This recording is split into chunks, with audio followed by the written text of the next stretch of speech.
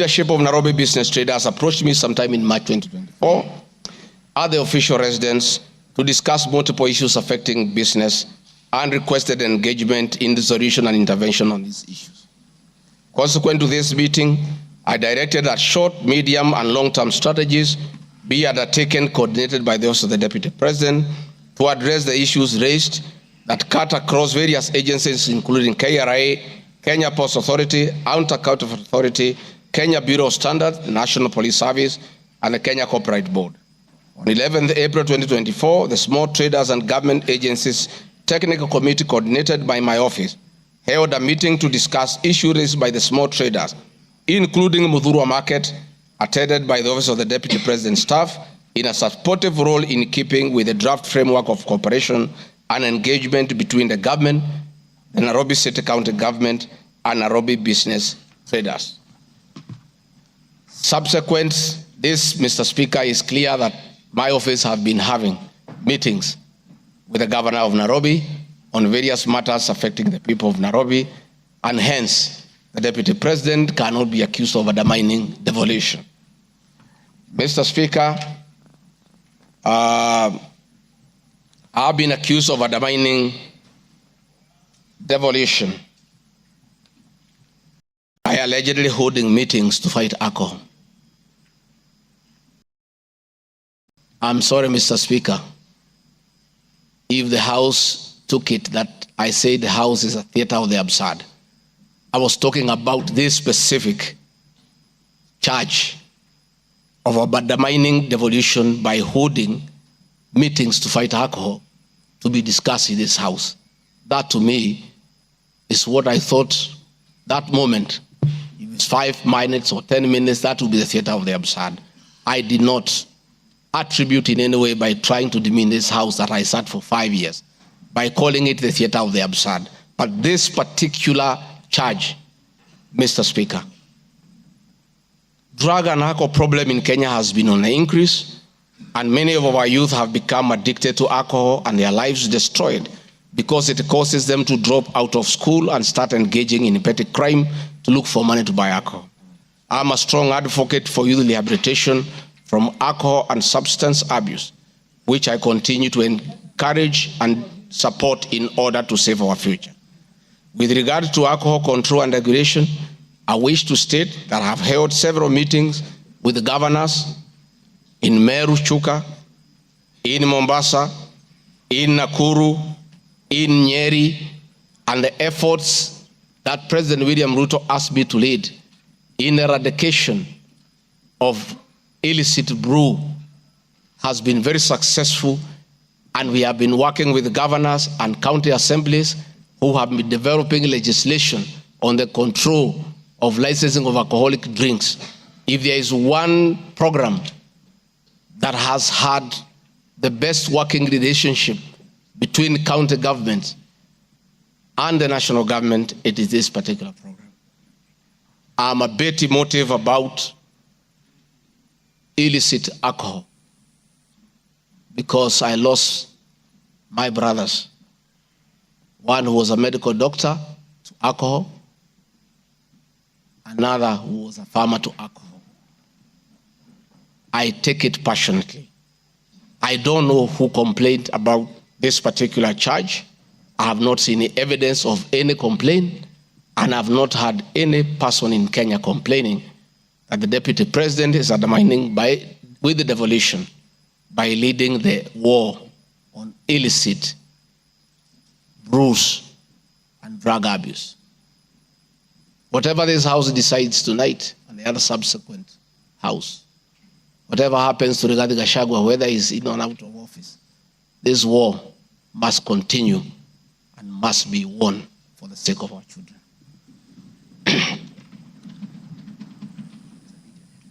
I want us to watch video number 4, RG4. Leaders, those of us who have been elected, Madam Waiguru, Governor Kahiga, Badirisha, Kangata, Wamatangi, what shall we tell our people? Where are we?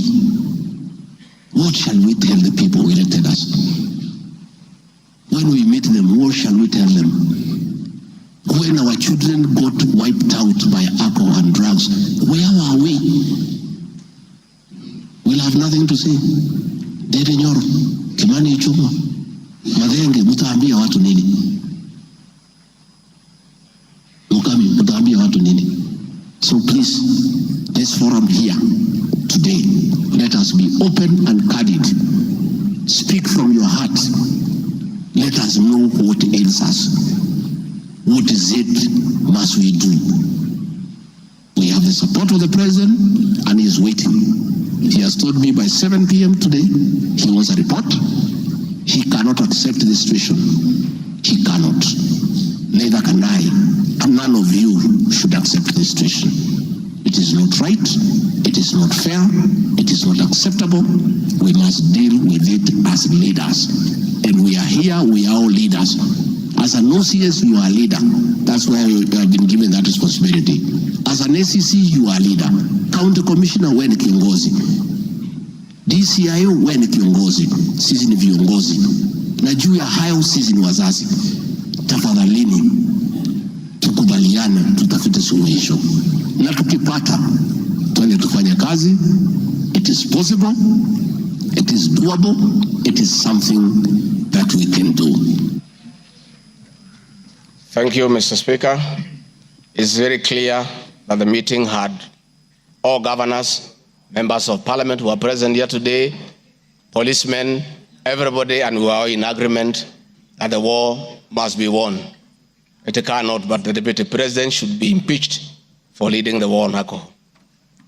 Sensational statements against the National Intelligence Service, its Director General, and officers. Mr. Speaker, during the assumption of office, I took an oath of allegiance in the following terms. Oath or solemn affirmation of allegiance to the President, Deputy President. In full realization of the high calling, I assume as Deputy President of the Republic of Kenya, I do swear solemnly affirm that I will be faithful and bear true allegiance to the Republic of Kenya, that I will obey, preserve, protect, and defend this Constitution of Kenya, as by law established, and all other laws of the Republic, that I will protect and uphold the sovereignty, integrity, and the dignity of the Kenyan people. So help me God. That is the oath that I took in Kasarani. Article 239, Article 3 of the Constitution provides that in performing their functions and accessing their powers, the national security organs and every member of the national security organ shall not act in a partisan manner, further any interest of a political party or cause, or prejudice a political interest or political cause that is legitimate under this Constitution. Article 239, Subarticle 5 of the Constitution provides the national security organs are subordinate to civilian authority. In relation to this allegation, I wish to state that the National Intelligence Service holds a very critical role in ensuring the safety and security of our country. They are responsible for gathering intelligence and share it with all our law enforcement agencies to ensure that the country is safe at all times. Consequently, when the country was caught flat-footed with regard to the scope and extent of the public's dissatisfaction with the Finance Bill 2024, which degenerated in a Gen Z protest, it pointed to the failure of the National Intelligence Service in carrying out its mandate. I am persuaded that the National Intelligence Service ought to have known beforehand that the public was completely opposed to the finance bill, and they ought to have briefed the president before the protest began, and this would have caused a change of tact by government regarding the proposed bill and the protest which culminated in the loss of innocent lives and destruction of property could have been avoided. Hence, I expressed my opinion on this in my public media briefing in Mombasa, and my utterances were not any different from what happens in other countries when there is a lapse or failure by the intelligence agencies. The nation has witnessed unfortunate instances of several extrajudicial killings, abductions, and disappearances. I firmly believe that if the National Intelligence Service had acted diligently, these instances would not have been witnessed. Under the Constitution, the government agencies are supposed to be accountable to the Kenyan people, including the National Intelligence Service, and calling them out when in A dereliction of duty does not amount to undermining them. I am also aware that the Kenya Kwanza government has been at the forefront in calling out officers who do not seem to understand their work. Recently, my boss, the president, publicly complained that there are some PSs and CSs who did not seem to understand their role. Please play for me video number 5, RG5. On President William Ruto has today described some members of his cabinet as utterly clueless and uninformed about the dockets they occupy.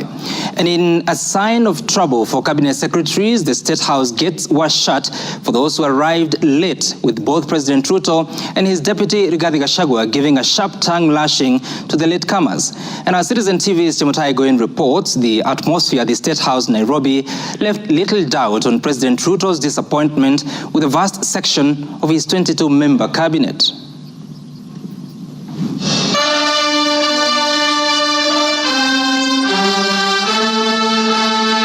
A cold morning in Nairobi, but the seats on the State House grounds came ultra-heated, particularly for cabinet secretaries.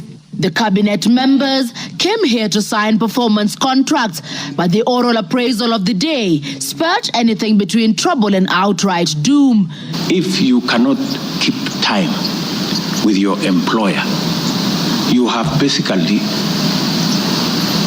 dismissed yourself. I mean, it's just as simple as that. So, for those who came late, who are members of the executive, I will be expecting a written explanation, and it should not include matters of traffic. Punctuality was at issue, with some cabinet secretaries being locked out of State House for lateness. And from the podium, the president and his senior lieutenants were unforgiving. Nimeona watu wale wamechelewa, nikaona rais unaniona ninamjua. Nikaona uso yake nikajua hapa kimeumana. Sababu leo ni siku ya performance contract. Ile siku muhimu sana ya kuja kuweka.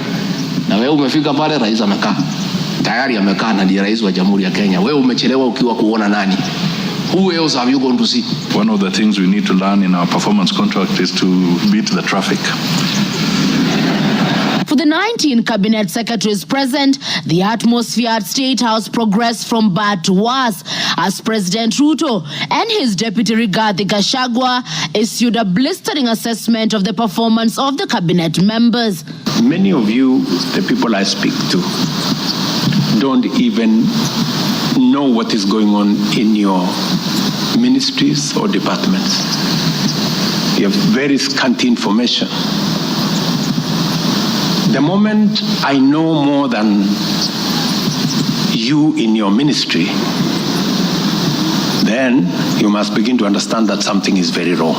How do you run a ministry or that department or a parastatal if you have no information? That is the highest level of incompetence. Those of us who came with the president from the political space and who are his friends, and we assisted him to become president. Once he gives us a job, that is the termination of that friendship. The friendship with the president will be based on nothing but performance. From travel habits to basic work ethic and even media appearances, it was a brutal ground zero appraisal for the cabinet. Why do you have to honor every invitation that you have been given to every country? Your Excellency, at times we have tried to hold cabinet committees, we can't. 5, 6, 7, 8 ministers are out of the country. Some change clothes at the airport from one country to another. That is the truth. Why can't you regulate yourself? If the president was to travel and honor every invitation, he will be out of this country the whole year. You just have to decide what is useful and other things you can leave to our ambassadors out of the country. So when you hear my deputy saying, find time, travel, but travel and see the people who have hired us, you know, go to different parts of Kenya so that you can get feedback from the public. We have done so much as an administration, but the information is not out there. Our ministers are quiet. They they are called for TV interviews, they don't show up to say what they have done. And then the media have a few days because nobody talks for government. I would rather we spend more time explaining to the people of Kenya what we have done in our respective dockets as opposed to travel. And if we have to travel, let's travel up country to where our wananchi are and explain what we are doing. And I remember I called CS Chelugui. I didn't find him, so I called his PS and I found her and I explained to her, I told her, look, the public is not understanding this. Did I call you or not on Sunday? You know, I told you this is what the public is saying. Please do more sensitization on Hustler Fund Phase 2. With a very public expression of disappointment in his cabinet, President Ruto has triggered speculation on changes in government as his administration approaches the end of its first year in office. From punctuality to work ethic and general performance, the proverbial axe could well fall somewhere. With the performance contracts expected to foster a culture of high performance in the public service and also ensure that public resources are properly utilized, it is also set to offer a framework for President William Ruto to reward performers and also institute sanctions on non-performers. Chamutai Goin, Citizen TV. Mr. Speaker, President William Ruto, my boss, and I have been calling out senior government officials when they fall short of expectations. The Director General of the National Intelligence Service is no exception. He's not above the law. He's accountable to the people of Kenya for his performance. And I have had an argument that we should not call out those in the security sector. I would like you to play the next video. We have the most incompetent Inspector General of Police, I think, in the world. The most incompetent in the whole world.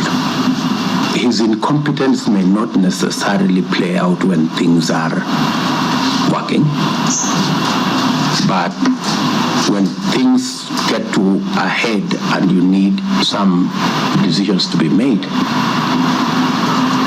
I can tell you for sure, the gentleman we have as an IG cannot make any decision. Nataka tumwambie ule mtu wa sinema mingi anaitwa nani ule mtu? Ule sijui anaitwa DCI, ule anaitwa nini? Ule mtu anaitwa Kinoti. Awache ujinga. Huyo bwana Kiboti awache ujinga. Sijui kama tunaelewana. Huyo Kinoti hakuna kitu amefanya kwa hii Kenya ya kisiasa. Yeye ni mtu ya sinema. Anaendesha makesi kwa magazeti. Anatuandikia barua, sijui barua ya kilomita ngapi. Mr. Kinoti, please save your time. Stop writing to us long letters. Leave matters of elections to IEBC. You have no business in IEBC. You have failed as DCI. We don't want you to fail our elections. Tunaelewana? Huyo bwana Kinoti awache hiyo ujinga yake anaendesha pale, kwa sababu anatukasirisha. Huyo bwana Kinoti tunataka tumwambie awachane na watu wa IEBC wafanye hiyo uchaguzi. Alipatiwa kazi ya kufanya criminal investigation. He has never done anything. Ile kesi yote anafanya kesi kwa magazeti. Akiambiwa apeleke evidence kule kotini ameshindwa. So bwana Kinoti, wacha sinema. You have failed and wait for August so that you can. Honorable members, that was President William Ruto as Deputy President criticizing IG Mutiabai, DCI Kinoti. Regarding Gachagua has learned his job from his boss, that public officers must be called to order when they fell short of expectation. And I never saw anybody bring William Ruto here for impeachment for criticizing the IG or the DCI. This is a very unfair allegation. Mr. Speaker, it is also reported by media that the IMF has already warned about impending unrest during the people's dissatisfaction with the 2023 and